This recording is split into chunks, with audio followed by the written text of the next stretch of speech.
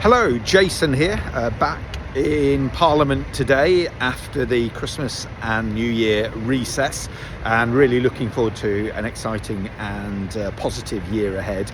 I just also wanted to refer to the very moving drama that's been on ITV about the Horizon Post Office scandal. Now, this is an issue that I've actually been campaigning on for many years, as you'll see in the clips in a moment. Really campaigning to make sure that the victims of this horrific scandal, the postmasters and postmistresses, get the compensation and justice they deserve, but also get it as fast as possible. So thank you for all your support. The snowflakes are coming down here, so time to get inside and crack on for what's going to be a busy week down here in Westminster. I'd like to thank the honourable lady for giving away, and can I just praise her for her campaigning on this miscarriage of justice. I and many other MPs are here today on behalf of our constituents, and I'm here on behalf of just three of the victims of this scandal, Gillian and Graham Howard and Maria Lockwood, and there are other victims across the country. Would she continue to work with me and other MPs so that we get justice and full redress for the victims of this real miscarriage of justice? Can I also as well put on record my thanks to our community post offices. They've provided such a vital lifeline during this pandemic in my villages and towns in Colne Valley.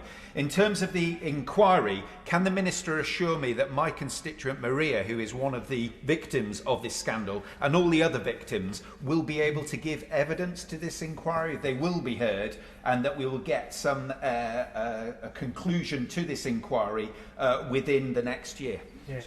Thank you, Madam Deputy Speaker. I have constituents who are amongst the hundreds of victims of this appalling scandal, and one has been telling me this morning that she couldn't even be in London last week to hear the outcome of this judgment, as she couldn't afford the cost of travel.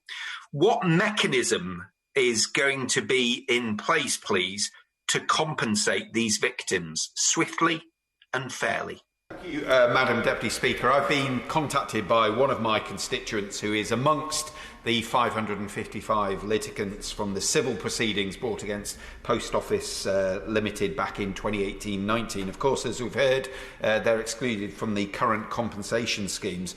So I just want to ask the Minister, what redress, support and compensation does he think that my constituent and those other original litigants actually deserve?